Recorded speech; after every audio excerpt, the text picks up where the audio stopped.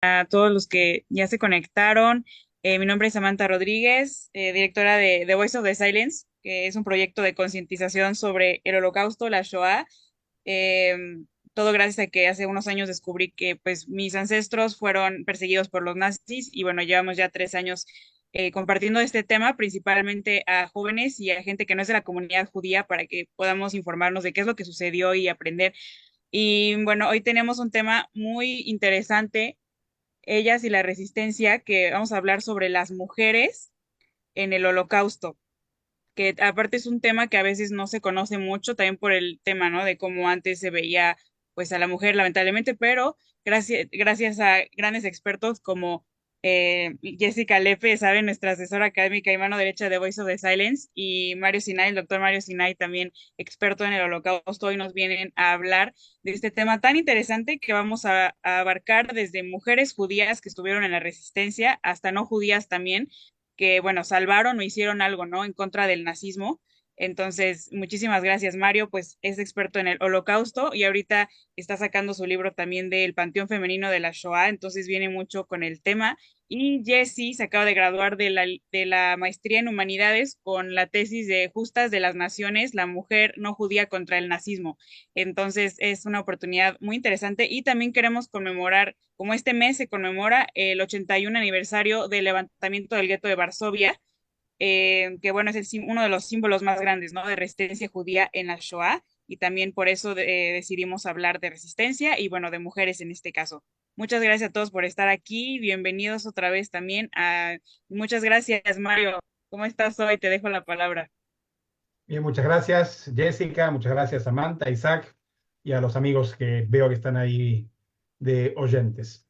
Verdaderamente siento una admiración ilimitada hacia las diversas maneras en que las mujeres, judías y no judías, pero a mí me toca hablar justamente de las judías, encararon las difíciles situaciones en que se encontraban durante el Holocausto. Su heroísmo, su coraje, su valor, su valentía, su bravura, su sacrificio y su osadía. Fueron madres, fueron hijas, hermanas, amigas, madrijos de los movimientos juveniles, consejeras, combatientes, partisanas, mensajeras, rescatadoras. Entre ellas hubo todo tipo, líderes destacadas, doctoras, educadoras, artistas, deportistas, rabinas. Las mujeres judías se destacaron y sobresalieron en los guetos, en los bosques partisanos y en los campos nazis, la clandestinidad, en la resistencia espiritual y en la lucha armada. El famoso historiador del gueto de Varsovia, Emanuel Ringelblum, fundador de los archivos Onek Shabbat, escribió en las crónicas del gueto de Varsovia acerca de la mujer judía en el Holocausto, cito: las mujeres mensajeras, Jaika Frumka y muchas otras, sería el tema digno de un gran escritor. Jóvenes valientes, heroínas atrevidas, que viajaban entre las ciudades y las aldeas en Polonia con certificados arios falsificados. Cada día estaban expuestas al peligro de la muerte. Aceptaban las misiones más peligrosas sin discutir y las obedecían sin cuestionar ni dudar. Si hay algo que salvar a una compañera de Vilna, de Lublin o de Varsovia, ellas se ofrecen como voluntarias para esa misión. Todo lo hacen con humildad y seguridad. Ningún estorbo molesta en su camino. No tienen y no conocen el miedo, dificultades ni limitaciones. Llegan a poblados judíos donde ninguna otra representación de las instituciones judías ha logrado llegar. ¿Cuántas veces se enfrentaron a la muerte cara a cara? ¿Cuántas veces fueron registradas? ¿Cuántas veces fueron arrestadas? 2 millones de judíos asesinados durante el Holocausto. De los 6 millones de judíos asesinados en el Holocausto, 2 millones de ellas eran mujeres. Hoy, a 81 años de la rebelión del gueto de Varsovia, recordamos a esas mujeres, o a parte de ellas. Diferenciamos en 3 formas distintas de resistencia armada femenina: mujeres mensajeras, que en hebreo las llamamos las kashariot, mujeres combatientes y mujeres partisanas. En la mayoría de los casos se trataba de jóvenes entre 16 y 25 años, miembros de los movimientos juveniles, de todos los movimientos juveniles judíos. Las mensajeras Eran jóvenes que aprovechaban su apariencia aria y viviendo con documentos falsos en la clandestinidad, viajaban entre los guetos buscando y enviando aliento e información. Más adelante fueron ellas quienes se encargaron de comprar armas e introducirlas clandestinamente en los guetos, lo que permitió la rebelión armada. Las combatientes fueron las jóvenes que se alzaron en armas contra el opresor en las rebeliones en los guetos. Hoy sabemos al menos de 59 rebeliones armadas, 40 organizaciones de resistencia armadas frustradas y 114 actos de resistencia y fugas a los bosques partisanos. En todas y cada una de ellas participaron mujeres judías. En una de ellas, en Bendín, la comandante fue una mujer, Frunka Plotnitska, y en Chentojova la rebelión fue organizada por una mujer, Rivka Glantz. Muchas de las jóvenes no fueron solo mensajeras, otras fueron combatientes y otras partisanas. Sin embargo, la mayoría pasó de una condición a otra. Empezó como mensajera, luchó en los guetos y escapó a los bosques para convertirse en partisana. Si me permiten, voy a presentarles ahora un PowerPoint para que podamos ver. ¿Se ve en pantalla lo único, Samantha? Sí, sí ¿Se se ve? ve bien. Sí, Dos segunditos. Se ve en pantalla, ¿no es cierto? sí, sí se ve. Perfecto. Un poquito, unas palabras sobre Varsovia antes de la rebelión. Varsovia fue y sigue siendo la capital de Polonia. Antes de la guerra había 1.200.000 habitantes en Varsovia. Esos 400.000 eran judíos, un tercio de la ciudad. Varsovia tenía la comunidad judía más grande de Polonia y de Europa, y la segunda del mundo después de Nueva York. La mayor parte de la comunidad se mantuvo de habla irish.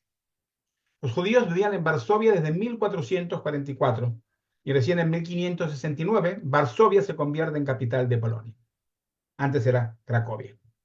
Varsovia judía de Singer, con sus barrios judíos, sus negocios y vendedores, comerciantes, obreros en los talleres y las fábricas, funcionarios.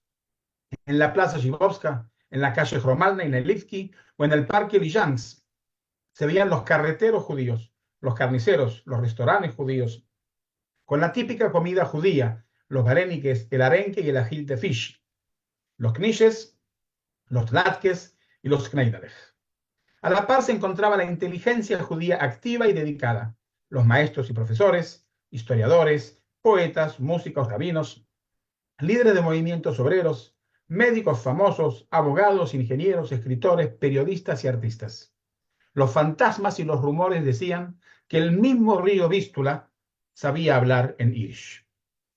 La formación del gueto para tener una cuestión cronológica que podamos seguir. El gueto de Varsovia está ubicado en el barrio de Muranov, en el centro de la ciudad, y se creó del 16 de noviembre de 1940 hasta el 16 de mayo, que termina la rebelión de 1943. Hasta el 16 de noviembre, que se crea el gueto, salen del barrio Muranov 113.000 polacos y entran 140.000 judíos. En su apogeo contuvo casi 400.000 judíos de Varsovia y otros 50.000 judíos de los alrededores. El gueto medía de norte a sur 2.5 kilómetros y en su parte ancha tenía 1,5 kilómetros. Y aquí tenemos el mapa con el gueto en el centro de la ciudad, en el barrio Muranov. Tenía su presidente del Judenrat, Adam Cherniakov, que aquí lo estamos viendo en la foto, y se construyen las murallas que va a cerrar el gueto. Los mismos judíos son quienes tienen que hacer las murallas. Aquí estamos viendo cómo se cierran las calles. Una ciudad moderna, edificios modernos de 4 pisos en el centro de la ciudad. Aquí tenemos las murallas. Aquí tenemos la muralla exterior, la muralla del gueto chico, la muralla del gueto grande y el puente del gueto chico al gueto grande. Aquí estamos dentro de la zona polaca, gueto chico y gueto grande, de uno y otro lado de la foto. Y si vamos al eje cronológico nuevamente, el 16 de noviembre se crea el gueto. La gran deportación va a comenzar el 22 de julio de 1942 hasta el 3 de octubre de 1942, cuando 300.000 judíos van a ser deportados a Treblinka. La resistencia se forma el 28 de julio de 1942. El día anterior a la deportación se suicida Adam Cherniakov, el presidente del Judenrat. El 5 de agosto se deporta a Janusz Korczak a Treblinka. El 18 de enero hasta el 20, 3 días, fue la resurrección pequeña o el pequeño levantamiento. y la rebelión del gueto de Varsovia que comienza, y hoy estamos 81 años de él, la noche de Pesaj, el 19 de abril de 1943, durante 4 semanas, hasta el 16 de mayo de 1943, cuando el 8 de mayo cae su comandante Anilevich, Mordejai Anilevich. Quiero primero mencionar también el asunto este que nadie lo podía creer. Entonces, tenemos acá el testimonio de Tzvia Lubetkin y Marek Edelman. Primero llegaban las noticias de los asesinatos masivos de Vilna. Después llegaban las noticias del campo de exterminio de Chelmno y de Treblinka. Nadie lo creyó. Nadie quería creerlo. Los datos estaban totalmente fuera de lo que los judíos podían llegar a comprender. Lo que describían las mensajeras no era un pogromo, sino algo mucho más siniestro, desalmado y cruel, debido a la falta de escrúpulos y a su uso de la tecnología. La gente no podía creer. Perdón un segundito. La gente no podía creer.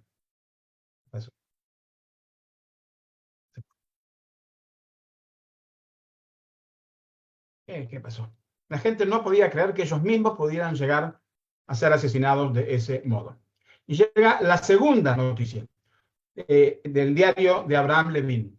Hoy hemos tenido una larga conversación con David Novodovsky, quien regresó de Treblinka, se escapó de Treblinka. Él nos dio la historia completa de los sufrimientos que tuvo que soportar desde el primer momento que se apodó de él al escapar del campo de la muerte y hasta su regreso a Varsovia.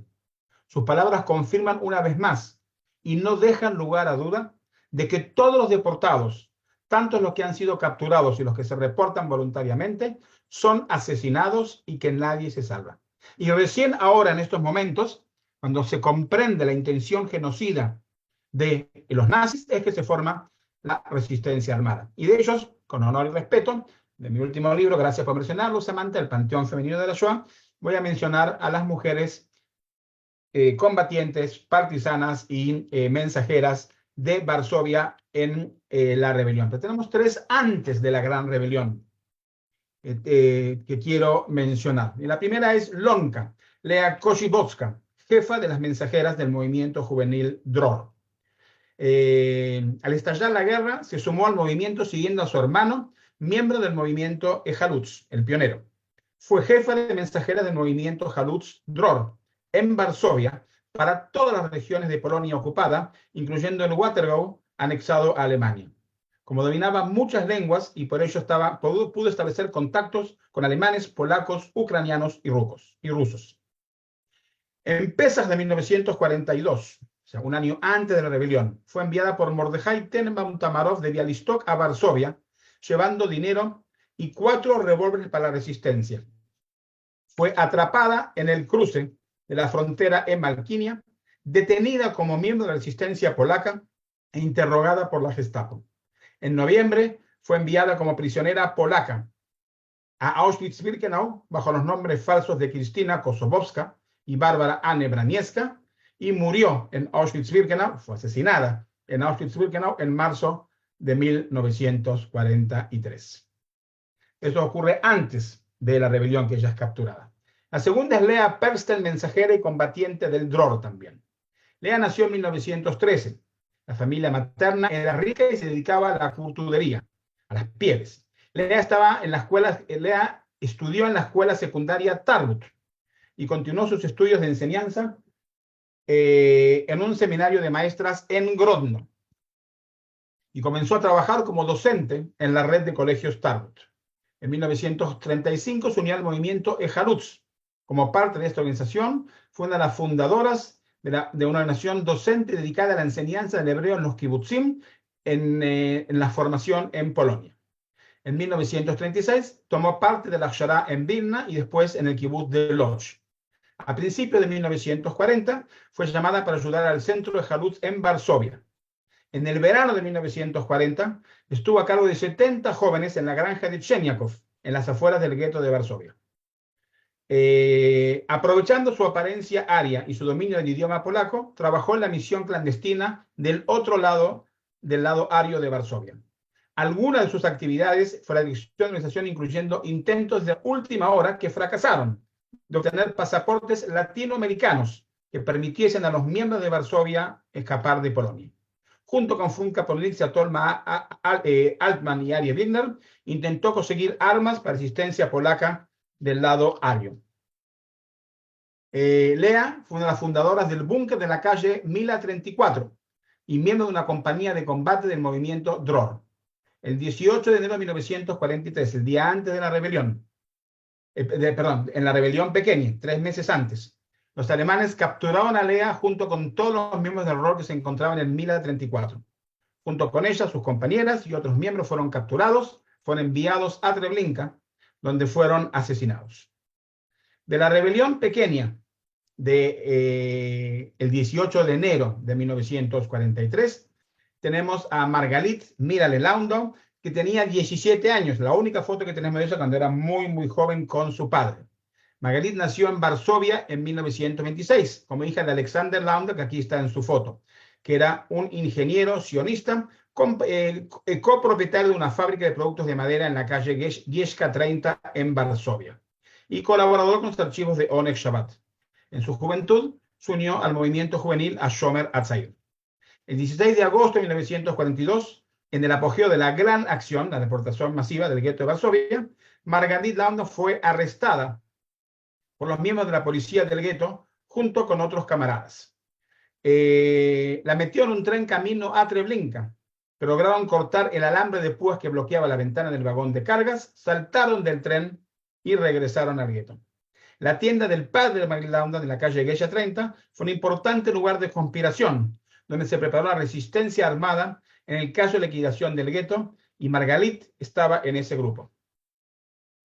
El 18 de enero, el levantamiento pequeño, Margalit y un grupo de combatientes de la Shomer Hatzair, bajo mando de Mordechai Anilevich, atacaron a un escuadrón de alemanes que acompañaba a los judíos al Unsackplatz para la deportación.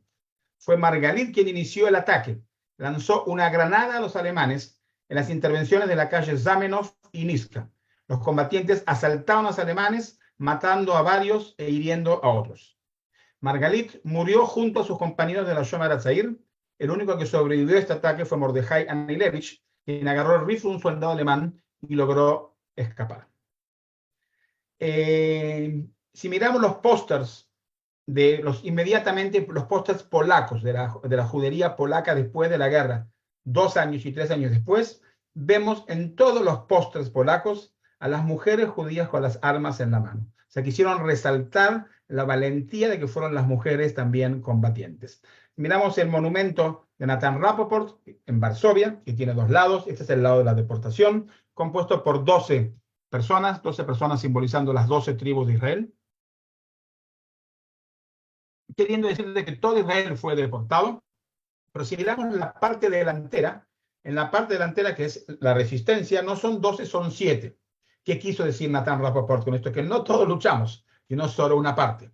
Y si vamos de abajo para arriba, abajo, y aquí lo estamos viendo, aquellos que cayeron. Acá tenemos a la gente mayor que también luchó y lucha con una piedra, haciendo una analogía a David y Goliat. Aquí tenemos a los 3 combatientes, un joven con una daga, con un cuchillo en la mano, Mordechai Anilevich, herido en la mano con una granada. Y fíjense, porque este es el detalle, que no es casualidad, que la única que mantiene un fusil en la mano es una mujer. Y para que quede claro que es una mujer, Nathan Rapoport la hizo con pollera, para que quede claro que es una mujer.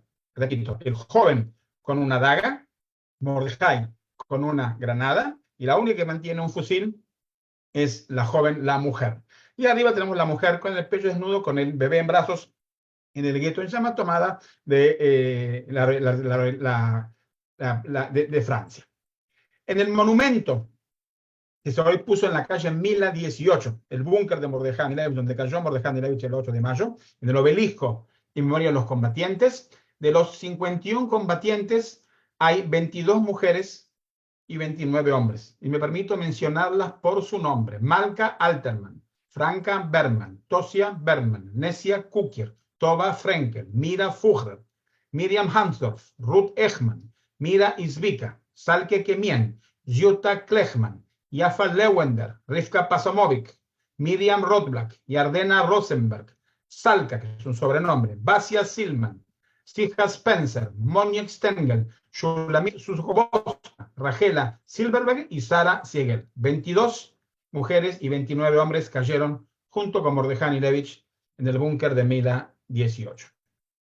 Y creo que quizás lo más importante es cómo lo vieron los nazis. Y esto es un testimonio del general Jürgen Strupp, ¿okay? En su libro de Kazimierz Moszkowski, Conversaciones con un verdugo en la celda del teniente general de la SS Jürgen Strupp después de la guerra. Cito.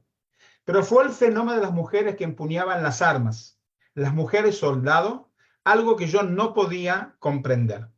Si no hubiera visto esas mujeres judías con mis propios ojos, pensaría que exageran. Creo que no eran criaturas humanas, quizás unas diablas o unas diosas. Tenían los nervios de acero y eran tan ágiles como las mujeres de los circos. A menudo llevaban una pistola en cada mano y las disparaban a la vez. Eran unas luchadoras aguerridas hasta el último aliento y peligrosas en el cuerpo a cuerpo. Está hablando de mujeres madrijón de los movimientos juveniles de chicas entre 16 y 20, 21, 22 años frente al ejército alemán. De todas ellas quiero presentar a Mira Fugger, del Shomer Hatzair. Mira fue novia de Mordejai Anilevich. En septiembre de 1939 se fue a Vilna con Anilevich y regresó a Varsovia en enero de 1940. En noviembre, ambos se encontraban en el gueto de Varsovia. En el gueto, Mira trabaja en una pequeña sastrería. En 1942, trabaja como oficial de enlace en varios guetos. En febrero del 43, participa en el robo de la oficina de cajeros del Judenrat. Durante el levantamiento, luchó en el llamado gueto central. El 8 de mayo de 1943, junto con Mordejai Anilevich y un grupo de 120 insurgentes, se encontraba en el búnker de la calle Mila 18. Cuando el búnker fue descubierto y rodeado por los alemanes, los combatientes no quisieron rendirse. Y después de la llamada de Arie Birner, la mayoría se suicidó. Póstumamente, el 19 de abril de 1948, por decisión del presidente polaco, Mira Fugger recibió la Cruz de Plata en la Orden de Guerra Virtual Militare como heroína de Polonia. Le va a seguir Tosia Taube Altman, combatiente de la Shomer Hatzair en Varsovia. Nació el 24 de agosto de 1919, aprendió polaco y hebreo y se destacó por su don para los idiomas y su amor por la lectura. El gimnasio hebreo y el movimiento juvenil Shomer Hatzair fueron importantes influencias ideológicas en su vida. Era una líder intrépida en la resistencia clandestina judía a la ocupación nazi. Tosia desempeñó un papel integral en el levantamiento del gueto de Varsovia el 19 de abril de 1943. Informó por teléfono sobre los éxitos del primer día de los combates a Antje Zuckermann, que estaba en el lado ario. Al tercer día, los alemanes comenzaron a incendiar sistemáticamente los edificios del gueto. Fue entonces cuando surgió la idea de pasar de contrabando a los combatientes al lado ario a través de los alcantarillados. El 20º día de la lucha, el 8 de mayo de 1943, los alemanes descubrieron el búnker en Mila 18 y le inyectaron gas para expulsar a los escondidos. Unos pocos luchadores solitarios lograron salir con vida. Entre ellos estaba Tosia Altman. Desde el lado ario, fue alojada con varios compañeros en el ático de una fábrica de celuloide. Para acceder, utilizaron una escalera que luego fue retirada para evitar que descubriesen su escondite. Tosia murió el 26 de mayo de 1943 bajo la custodia de la Gestapo después de un incendio en el ático en el que ella se escondía y por lo tanto fue atrapada. Tenemos a Miriam Einsdorf, también combatiente de la Shomer Hatzair. Se convirtió en parte del liderazgo central del movimiento y fue elegida para representar al movimiento en el Comité Nacional Judío y el Comité de Coordinación Nacional. Como mensajera, fue a sucursales de los pueblos y ciudades de la periferia y estuvo entre los organizadores de la comuna urbana en la calle Nelevsky 23 en el gueto de Varsovia. Durante la gran acción, la deportación de 1942, se refugió con sus compañeros del movimiento en la tienda de Alexander Launder, el padre de Margalit. En apoyo a la clandestinidad, Launder le permitió usar el teléfono en la fábrica para mantener contactos con el lado ario de la ciudad. Durante el levantamiento del gueto de Varsovia en abril de 1943, luchó en el escuadrón de combate de su movimiento comandado por Shlomo Vinogron en el área de las fábricas de Tobin-Schultz y cayó en combate. ¿Qué pasó acá? Se me fue una. Ok, vamos a pasar entonces a Tzvia Lubetkin, combatiente del rol. Tzvia se convirtió en una figura central en la rehabilitación de las actividades del movimiento DROR en Varsovia. Era responsable de los lazos organizativos y financieros con el Junarat y la Jont, y se ocupaba de la renovación de la granja de entrenamientos de Akshara, establecimiento de un kibutz urbano, una cocina para sus miembros y de actividades educativas complicadas, incluyendo el establecimiento de una escuela superior clandestina en el gueto de Varsovia. En la primavera de 1942, sí era parte del núcleo del bloque antifascista, que fue la primera forma de organización de los combatientes judíos en el gueto de Varsovia. Estuvo en el gueto durante toda la época de la Gran Acción en el verano de 2042, en la cual la mayoría de sus habitantes fueron deportados a Treblinka. Tomó parte en el primer enfrentamiento armado con los alemanes en el gueto en la resurrección chiquita del 18 de enero. Y sobre eso, junto con después va a ser su esposo, Anke Zuckerman, ambos fundadores del kibutz Lojamei Agetaot, dicen, vamos a defendernos. Solo tenemos que contestar a dos pequeñas preguntas. ¿Cómo y con qué? O sea, vamos a defendernos. Solamente tenemos que responder a estas dos pequeñas preguntas. ¿Cómo y con qué? Tzvia fue miembro de la compañía de sobrevivientes de la Nación Judía Combatiente que luchó en la rebelión polaca de Varsovia, se llama en el 44. Y tras la represión encontró refugio en un departamento de escondite hasta la liberación de la ciudad en enero del 45. Después de la guerra, Tzvia estuvo activa entre los remanentes de los sobrevivientes Sheerit Plitá y la organización de Abrija, que emigró a Israel con ellos en 1946. Tzvia y su compañero de camino y larga vida, Antke Zuckerman, fueron de los fundadores del kibutz Lojamei Agetaot. Tzvia dio testimonio en los juicios de Adolf Eichmann en Jerusalén. Murió en 1976. Sobre su lápida está escrito solamente la palabra Tzvia. En el testimonio que da en el juicio de Eichmann, cito: sabíamos que nosotros, los débiles, finalmente los venceríamos, porque esa era nuestra fuerza. Creíamos en la justicia, en el ser humano, en un régimen diferente al que ellos promovían. Seguimos adelante. Havka Fullman, mensajera del DROR. Ella lucha en Varsovia, va con Mordejai Anilevich a Cracovia y está atrapada en Cracovia, en la rebelión de Cracovia, que fue medio año antes de la rebelión en Varsovia, en la noche de Nochebuena, el 22 de diciembre de 1942. Fue atrapada como resistente polaca y no judía y enviada a Auschwitz como polaca y no como judía, y sobrevivió a Auschwitz-Birkenau, también ella fundadora del kibutz Lojamei Agetaot. Aquí la tenemos a Havka Fullman con Anke Zuckerman. Acá tenemos a Hanna Hanke Plotnitska, mensajera y combatiente del DROR, que es nada más y nada menos que la hermana de Frunka Plotnitska, la mitológica comandante mujer de la rebelión del gueto de Vendim. Ella, su hermana Frunka, cae en Vendim y Hanka cayó en la rebelión del gueto de Varsovia. Aquí tenemos a Dvora Baran, combatiente del DROR en Varsovia. Cuando Strupp dice, y las mujeres que disparaban con las dos armas en la mano, se refería a Dvora Baran. Él vio a Dvora Baran. Dvora Baran fue para ella aquella que decía, eran odiosas, no sabía definir el heroísmo de las mujeres judías combatientes. Vamos a pasar entonces a Rivka Pazman, coordinadora de seguidores del Akiva. Fue miembro del movimiento de Akiva y en la sesión de lucha del gueto de Varsovia.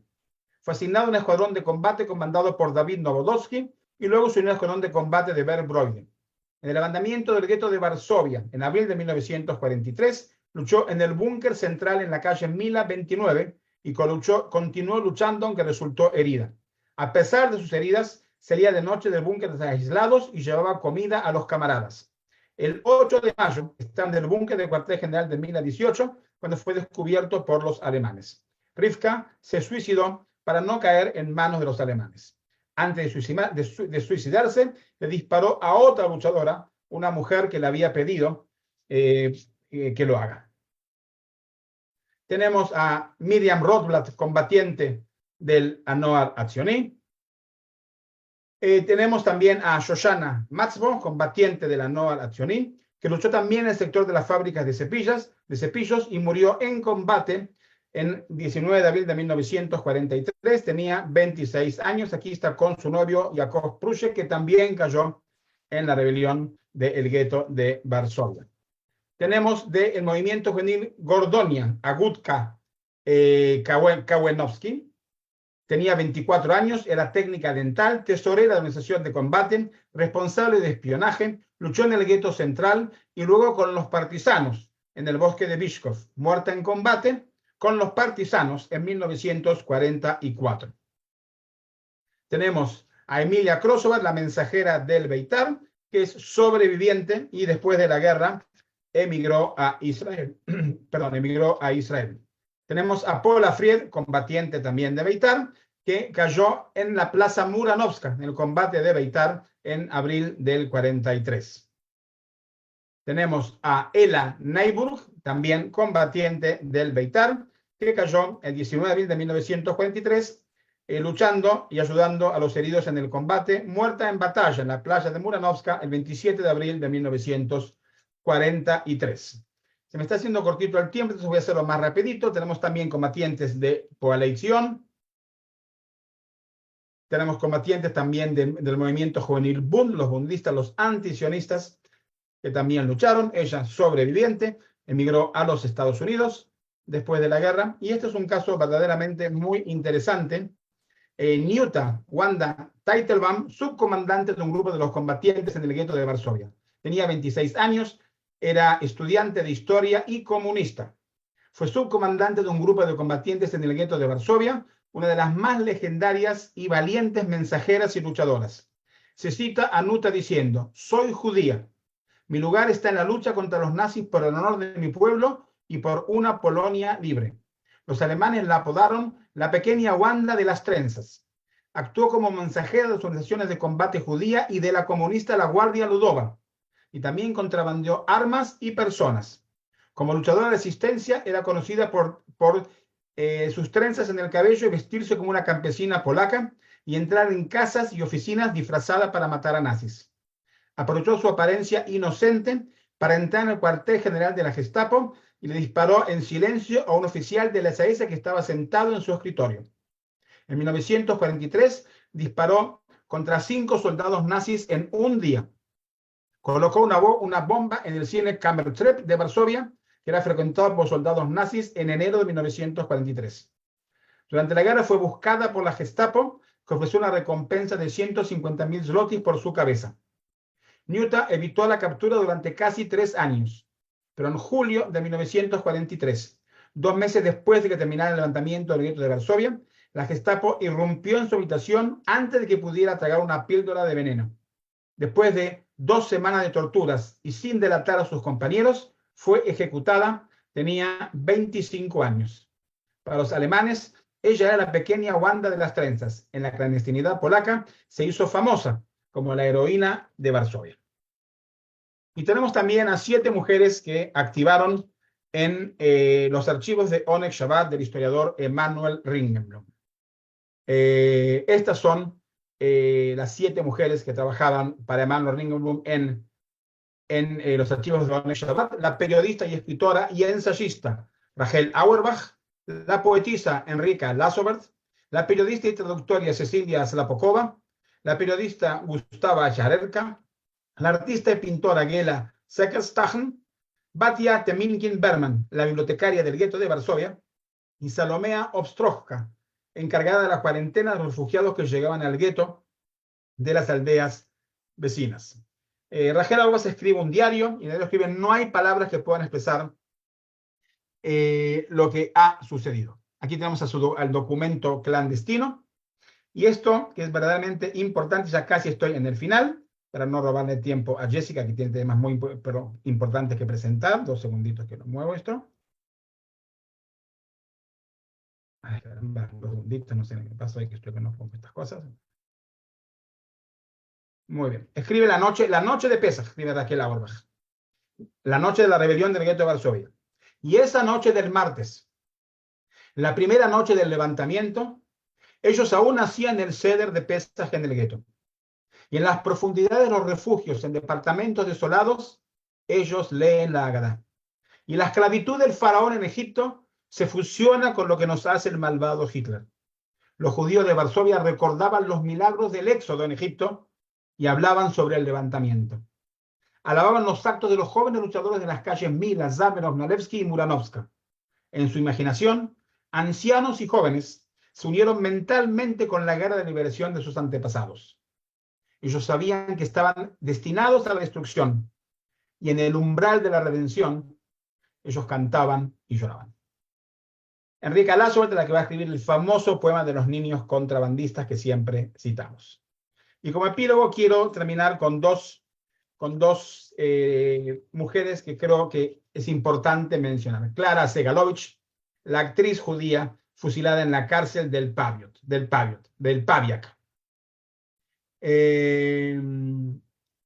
Fue una actora famosa y reconocida, una estrella de cine y del teatro judío. Actuó en los teatros de Varsovia, de Lodz y de Vilna. En 1937 quiso expandir sus actividades y organizó un teatro juvenil permanente independiente que sería administrado por el actor Mordejai Masó. Durante la Segunda Guerra Mundial estuvo en el gueto de Varsovia, donde trabajó como empleada en el departamento de ropa de autoayuda social dentro del gueto de Varsovia.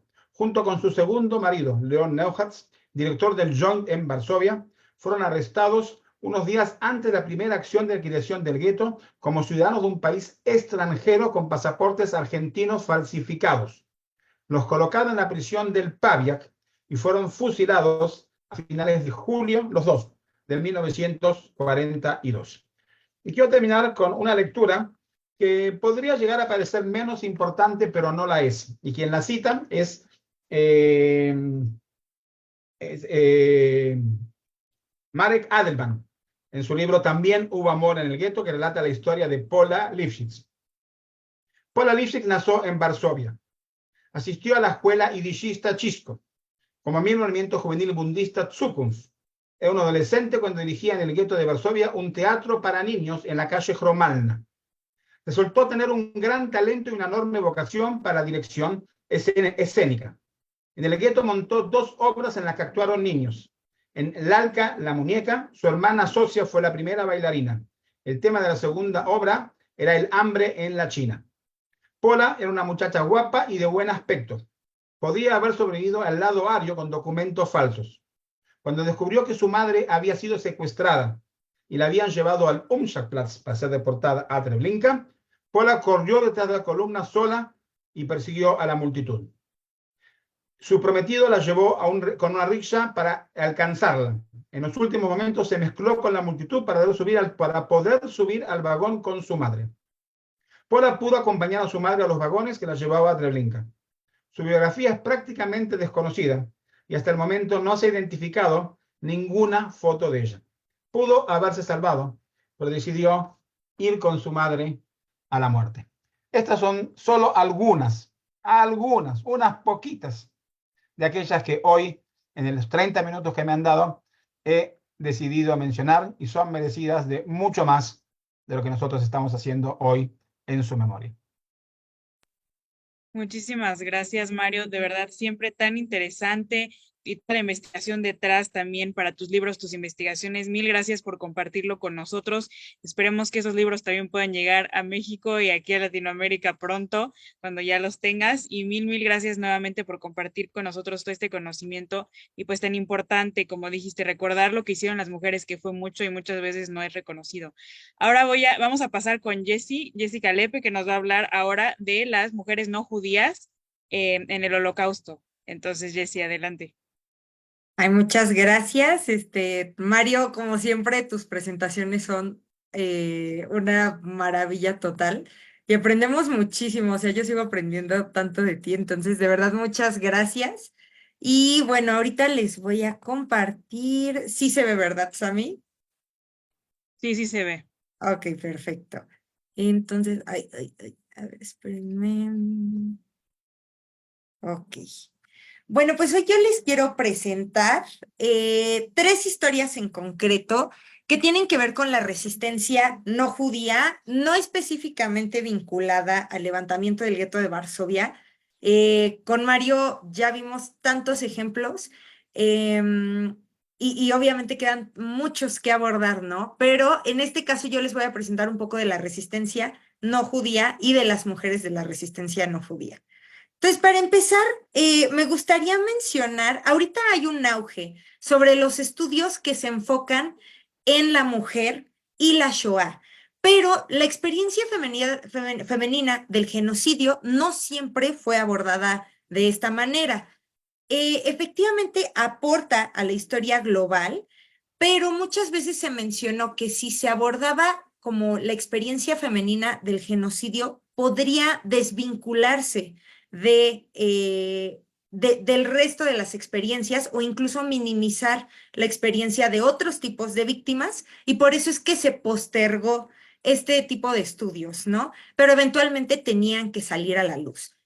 Estas experiencias nos muestran nuevas perspectivas de los hechos, como lo que nos acaba de mencionar Mario sobre el general Stroop. Se me hace fascinante, ¿no? Incluso Emanuel Ringenblum menciona que las mujeres estaban por todos lados, ¿no? En el archivo del gueto de Varsovia menciona las mujeres están por todos lados, aquellas que normalmente estaban en sus casas, ¿no? Conocemos sus testimonios y sus particularidades, las particularidades de estos testimonios, ¿no? La sorpresa de este general que dice no puede ser, o sea, son diablas o son diosas, qué hermoso. Y bueno, además tenemos la oportunidad de honrar su memoria. Entonces, hoy les quiero comentar sobre 3 personajes que están vinculados a grandes famosos del Holocausto, por decirlo así. Estos 3 personajes famosos son Cristian X de Dinamarca, el rey de Dinamarca, que es un país declarado justo entre las naciones por su acción conjunta para proteger a sus judíos; Irena Sendler, que es el ángel del gueto de Varsovia; y Oskar Schindler, que bueno, es el justo de las naciones más conocido a nivel mundial, ¿no?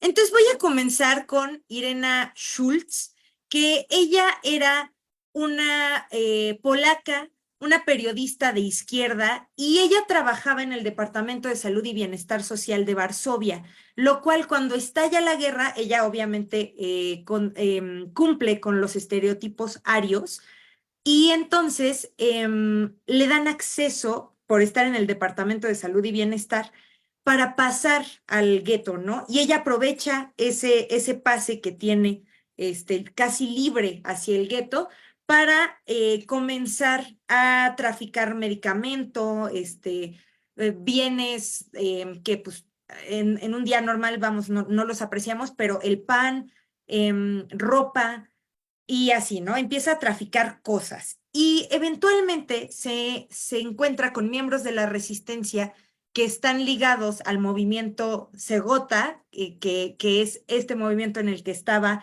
Irena Sendler y que es un comité de ayuda para los judíos establecido también por los polacos, y ella pide entrar y unirse a Segota y se convierte en una de las manos derechas, por decirlo así, de Irena Sendler, ¿no?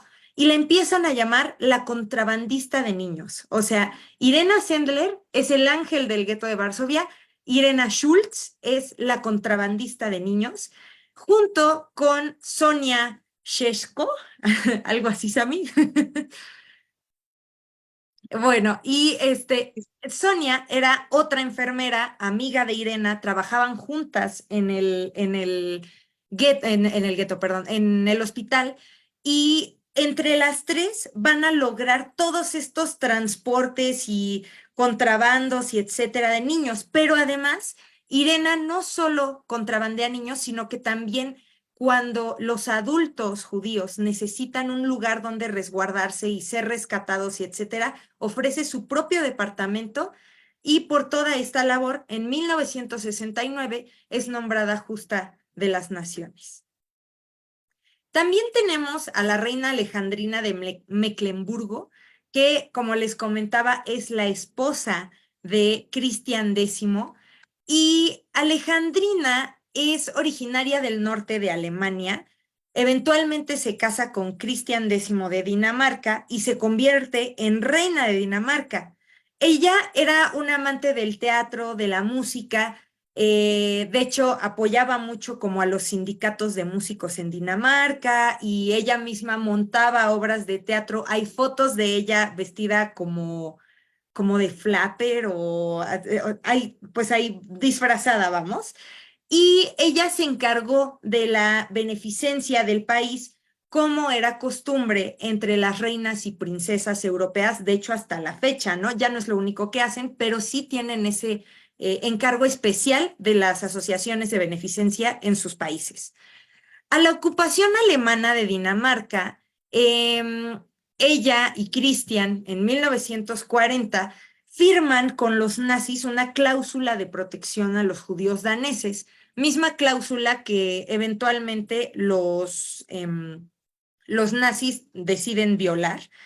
Y cuando se enteran de que va a haber un pogromo en contra de la población judía danesa, en 1943 se moviliza masivamente a los judíos daneses por la población civil hacia Suecia. Y Alejandrina, bueno, la historia cuenta que Cristian X tomó su caballo y salió como a arrear y a convocar a la población para que sacaran hacia Suecia a los judíos que estaban en Dinamarca. Y pues hay fotos, ¿no? Emblemáticas de Cristian en su caballo organizando toda la movilización de judíos. Pero Alejandrina, aprovechando los contactos con las asociaciones de beneficencia, también empieza a movilizar, a proteger sobre todo a los niños, a algunos orfanatos donde había niños judíos pues huérfanos, y entonces ella se encarga de que toda esa parte de la población que era un poco más vulnerable pudiera ser movilizada de manera pues segura, ¿no? Sin que sufrieran más atropellos. Es por esto que ambos, tanto Cristian X como Alejandrina de Mecklemburgo, se convierten en un símbolo nacional de resistencia de Dinamarca, y ellos son justos entre las naciones y son como la representación de los justos en ese momento de Dinamarca, pero todo el país tiene el título porque toda la población se movilizó para cruzar a sus judíos, y sí fueron llevados una parte de esos judíos a los campos de concentración, pero en mucho menor medida regresaron a los judíos porque también Cristian X pelea porque se los devuelvan, ¿no? Y amenaza a los nazis con tomar consecuencias si no les devolvían a sus judíos. Entonces, desgraciadamente sí asesinan a una parte de esa población judía que es llevada a los campos de concentración, pero sí retornan algunos. Y bueno, como caso muy especial, les quiero compartir de Emily Schindler, que el apartado en mi tesis lo titulé Bajo la sombra de un gigante, porque bueno, todos conocemos la historia de Oskar Schindler, ¿no? Y cuando yo inocentemente escojo este caso para abordarlo en mi tesis, yo dije, va a ser la cosa más sencilla, porque Oskar es muy famoso. Y pues resulta que no. Todas los relatos que hay sobre los Schindler son abordados desde la perspectiva de Oscar. Entonces, finalmente, después de mucho buscar, encuentro dos entrevistas que se le hicieron a Emily Schindler, uno por la USC Shoah Foundation de Steven Spielberg y otra ya más hacia su vejez, bueno, mucho más grande, por un hombre que se llama John Blair en Argentina, ¿no? Ella vivió en Argentina y ahorita vamos a ver por qué. Pero bueno, les insisto, ¿no? Oskar Schindler se convierte en el justo por excelencia, por decirlo así, y por eso es que a todos los otros justos se les dice el Schindler sueco, el Schindler japonés, ¿no? Y aquí tenemos a Oscar en una muy buena foto que yo creo que debería ser la viral, y a Emily del otro lado y la película que los volvió famosos, y sobre todo a Oscar. Bueno, Emily Pels, que es un nombre de soltera, Schindler, cuando se casa con Oscar, es checa, igual que Oscar. Ambos eran católicos y en 1928 ella cuenta que se aparece Schindler, que vendía no me acuerdo exactamente qué, creo que como piezas de carros, como repuestos de carros, toca a la puerta en donde, de la casa de sus papás, y ella dice que no le impresionó mucho este hombre, pero él de inmediato, siendo también un dandy y un hombre muy mujeriego ya en esa época, pues le empieza a tirar flores, la conquista y en 1928, en contra de todos los consejos de sus padres y sus hermanos, se casan. Schindler después, bueno, además ella cuenta que la dote que le da el papá de ella a Schindler se gasta rápidamente en lujos, excesos y pues cosas poco convenientes. Y bueno, Schindler, por ser un hombre sumamente oportunista, se une a la Abwehr, que era la policía secreta que además estuvo a cargo de la planeación de la invasión de Polonia y de como que toda la fachada que se iba a construir alrededor de esta. Y ella cuenta que esa planeación, que no fue específicamente de Schindler, pero pues sí por parte de los nazis, se hace en su departamento, al menos una parte se hace en su departamento y que ella le llegaron, por ejemplo, los uniformes polacos con los que se iban a disfrazar estos hombres que estaban afiliados a la Abwehr para fingir como un ataque por parte de Polonia y demás, y entonces ya hacer la invasión en 1939. Después de la invasión y del estallido de la guerra y de todo esto, a los Schindler o a Oscar, por los méritos y por los favores que él le hizo a los nazis, se les asigna una fábrica de esmaltes en Cracovia, que es la fábrica que vamos a ver en la película y que es el principal escenario de salvamento de los Schindler. Ella cuenta que en general el ambiente que va a haber en medio de la guerra con Schindler, sobre todo vinculado a los nazis, pues va a ser un ambiente de mujeres, fiestas, alcoholes y demás, pero que eso los va a ayudar mucho cuando Schindler cambie como de opinión respecto a los judíos. Porque ella cuenta que Schindler verdaderamente sí era un hombre generoso con aquellos que lo necesitaban, más porque pues en ese momento él estaba muy bien económicamente y esto derivó en su acción de salvamento, ¿no? Ella cuenta que ya dentro de la acción de salvamento de que Schindler pues toma conciencia de los malos tratos, del asesinato sistemático y dice, bueno, es que yo no firmé para esto, ¿no?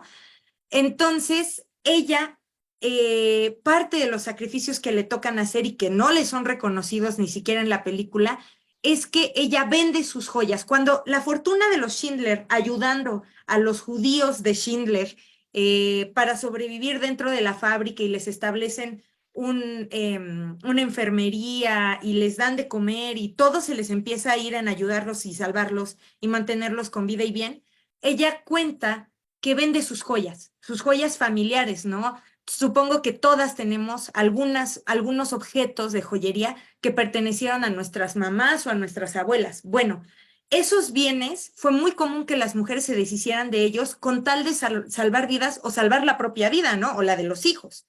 Entonces, ella vende sus joyas para hacerse de más dinero para poder mantener a los judíos. También ella estableció un sanatorio y un cementerio secreto no fue en la fábrica de Alemania, después se movieron a otra fábrica que ahorita no recuerdo exactamente dónde estaban, pero en esa fábrica se establece un sanatorio clandestino que dirigía Emily Schindler. Y cuando los judíos le comentan a Emily lo importante que es el enterrar a los muertos dentro del judaísmo, también se establece un cementerio secreto que ella vigila y es darle un trato digno a las personas, tanto vivas como muertas, ¿no? El salvamento de los judíos que son llevados a Auschwitz por error en esta transferencia de la fábrica de Cracovia hacia la otra fábrica, que no recuerdo ahorita dónde estaba, por un error, estos judíos que son subidos a trenes son llevados a Auschwitz. Entonces, Schindler logra recuperar a los hombres, pero a las mujeres las retuvieron un rato más. Entonces cuentan que la secretaria de Schindler, que por cierto era su amante en aquel momento, y Emily son las que logran rescatar a las mujeres que seguían en Auschwitz para la fábrica de Schindler, ¿no?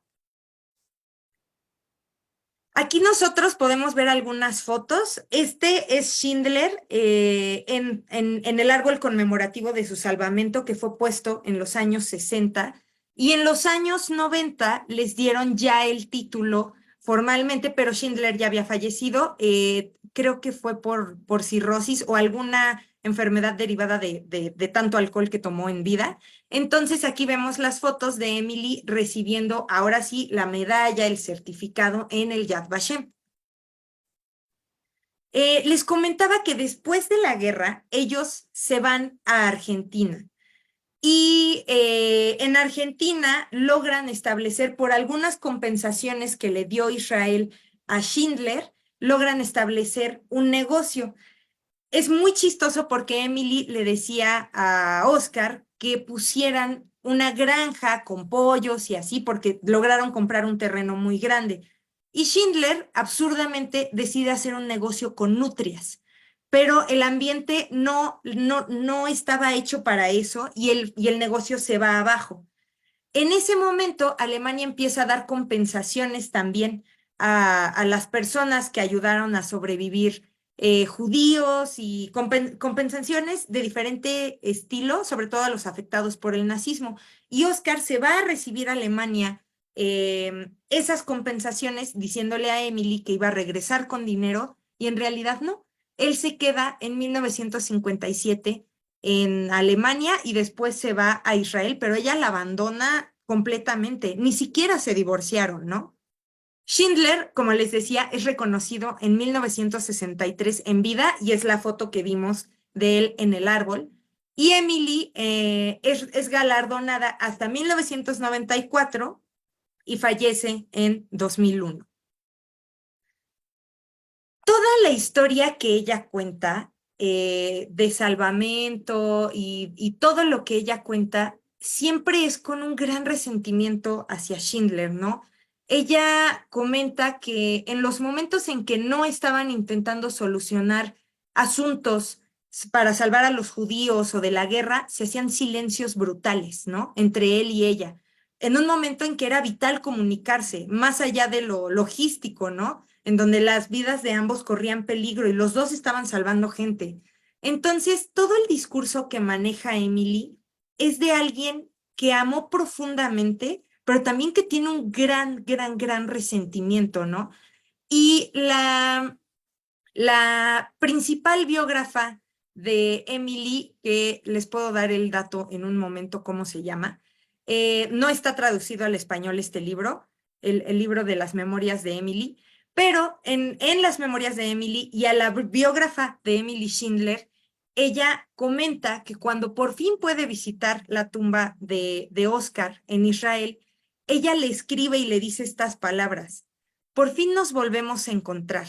No he recibido respuesta, querido. No sé por qué me abandonaste, pero lo que ni tú, lo que ni tú, lo que ni tu muerte ni mi vejez pueden cambiar es que seguimos casados. Así estamos ante Dios. Te he perdonado todo, todo.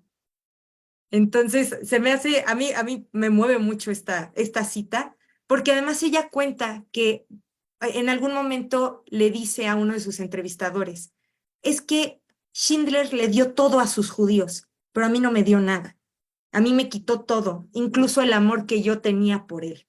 Entonces, son cosas muy fuertes.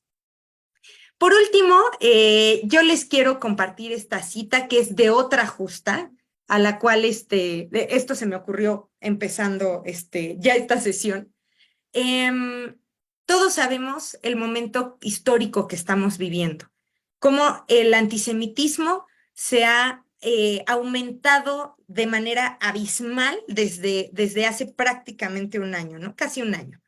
Y lo que les quiero invitar, y sobre todo a aquellos no judíos que están aquí en esta sesión, es a que hagamos el bien, a que defendamos, a que como todas estas mujeres que acabamos de presentar, tanto Mario como yo, a que se animen a levantar la voz por aquello que creen que es correcto, ¿no?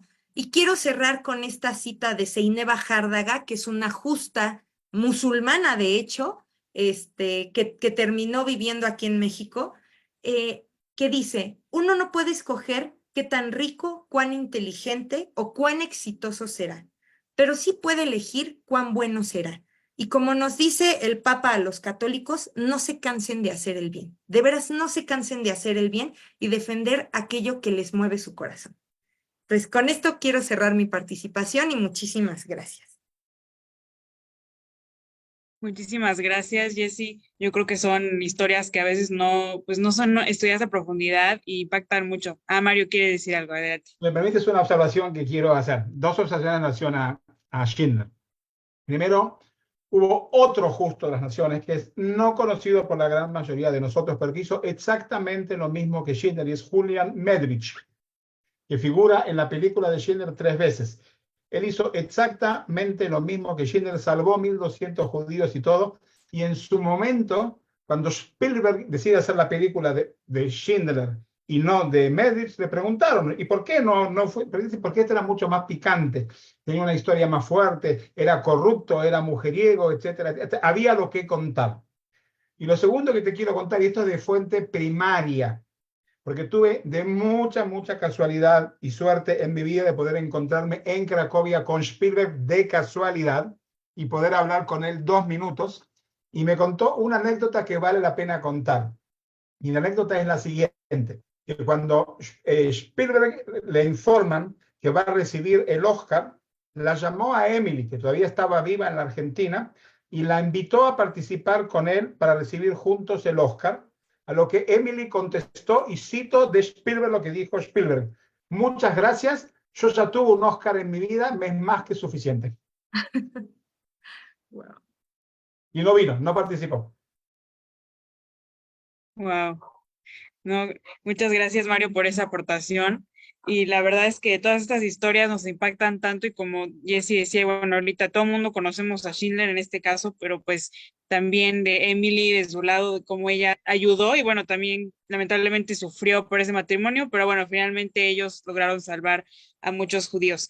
Muchísimas gracias a los dos, Jessy y Mario. Si tienen alguna pregunta, por favor, pónganla en el chat ahorita, ya sea para Jessy o para Mario. La pueden escribir ahorita en el chat antes de que se vayan. En lo que se animan, pues vamos a tomar la foto de la reunión. Quien quiera aprender su cámara, también nos daría gusto saludarlos y ver quién está por ahí. Y bueno, mientras si alguien quiere preguntar algo, también que vaya pensando por ahí su pregunta. Ok, bueno, ya estoy viendo algunos. Vamos a dar unos segunditos más para que algunos sigan prendiendo sus cámaras. Ok, ahí van.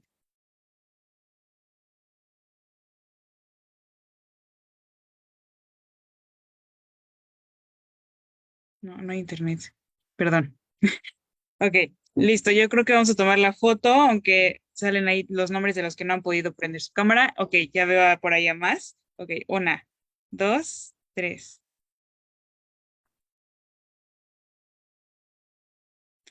Ok, muy bien. Y otra que aquí hay más personas en la segunda hoja. Ok, súper bien. Bueno, no se desconecten, pero ya tomé la foto. Muchas gracias. Bueno, ahí están agradeciendo en el chat. Fantástica toda la información que han compartido. Muchas gracias. Ojalá que hagan una plática de Fania Brantowski, familiar de la familia Chayet. Ok, bueno, tenemos desde hace rato una pregunta, un poco controversial, pero bueno, la vamos a leer, Mario. Dice, olvidó mencionar a las luchadoras del mundo, las ignoró para hacer parecer que todas eran sionistas. Bueno, no sé si quieras contestar eso, pero... Ah, tienes bloqueado, Mario, tu... Perdón, también mencioné a una chica del Bund, que no conté su historia porque el tiempo se me hizo corto, pero mencioné también a una chica del Bund, enseguida te digo el nombre. Enseguida te digo el nombre, 2 segunditos. Feigele Petel Black Kamet, mensajera del Zukov del Bund. Hubo también del Bund, no es ninguna pregunta, no es ninguna controversia. Eran antisionistas, estaban en todo su derecho. El Bund siguió existiendo también después de la guerra. Eran antisionistas, irishistas, abogaban por una autonomía judía en Polonia. Y hubo también combatientes del Bund. Y yo, bueno, intenté, pero vuelvo a poner su foto. ¿Dónde es que la tengo? Ah, que lo cerré, lo voy a volver a aprender. Sobre Feigele Petel Vlad Kamed, que lo digo cortamente, hablaba polaco con fluidez, pues una típica apariencia aria, se convirtió en exitosa mensajera clandestina, pasando armas de contrabando a la lucha judía. Ayudó a niños judíos a escapar del gueto para refugiarse en hogares cristianos. Ayudó a los judíos que escondían en la ciudad y estableció contactos con los que aún estaban sobrevivientes de los campos de trabajo y los partisanos.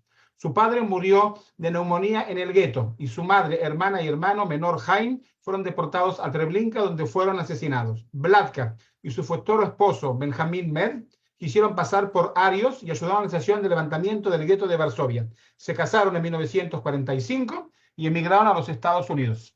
Hubo muchas combatientes y muchas mensajeras de los bundistas. Perdón, ok, muchísimas gracias, Mario. Y claro, o sea, sabemos que hubo de todos, digamos que posturas políticas, movimientos y todos, también hubieron mujeres y gente que ayudó. Gracias por la respuesta. Y, creo que Jessie tiene una por ahí.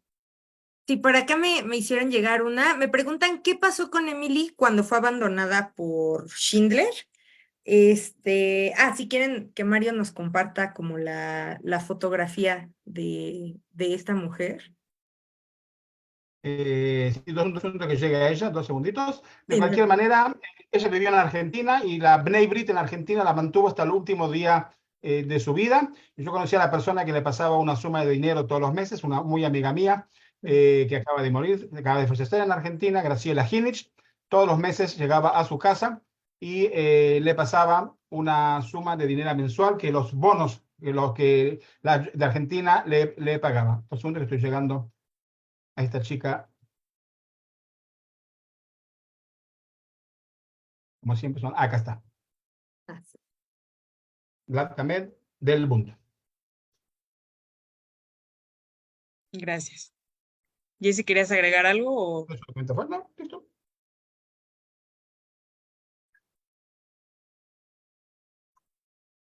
Ok, ¿alguien más tiene alguna otra pregunta?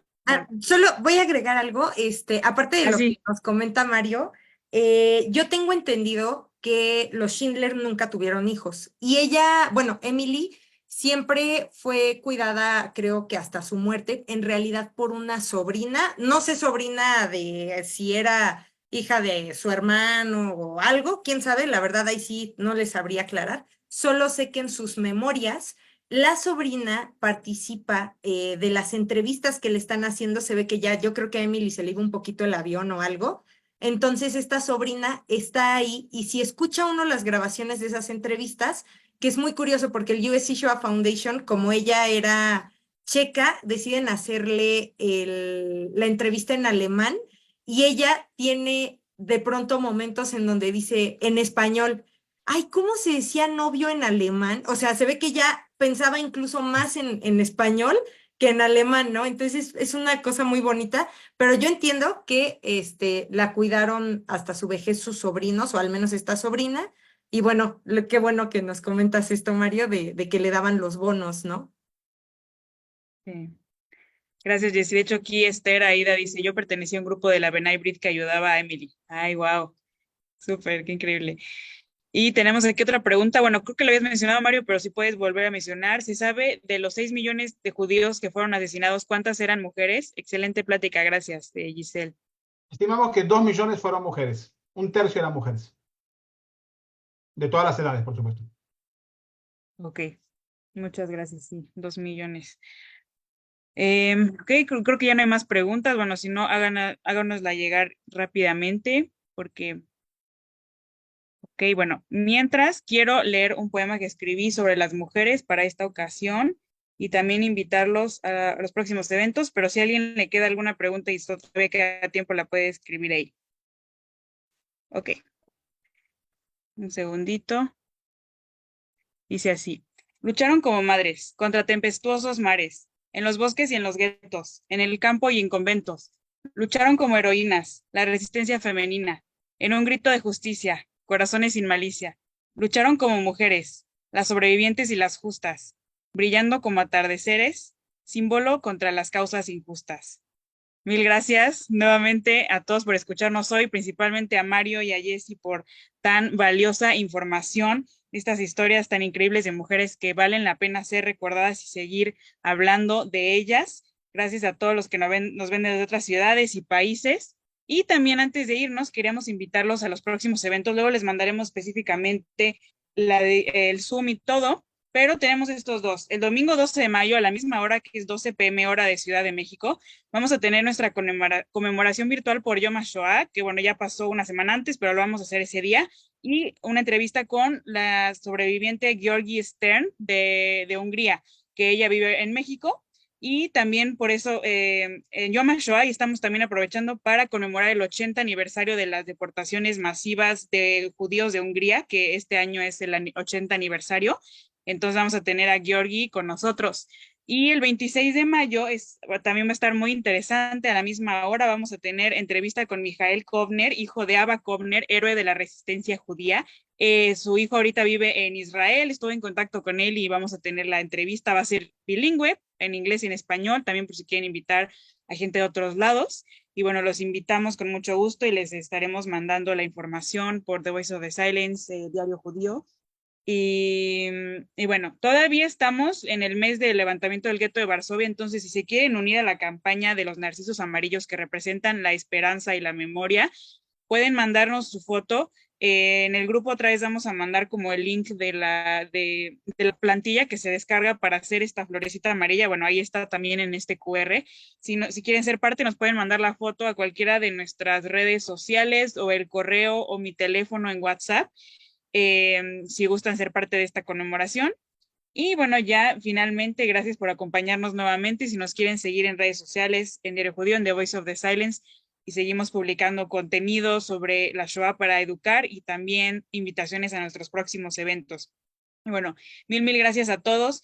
También quería anunciar, bueno, obviamente nuestras actividades en línea van a seguir estando aquí, pero yo me voy a ir a Polonia, de hecho, voy a seguir mi maestría en el Holocausto. Esta semana me voy a Polonia y bueno, desde ahí vamos a seguir trabajando. Jessy se queda representando aquí en México también para los eventos presenciales y todo lo que se organice, pero pues en línea seguimos con todos ustedes desde todos los países.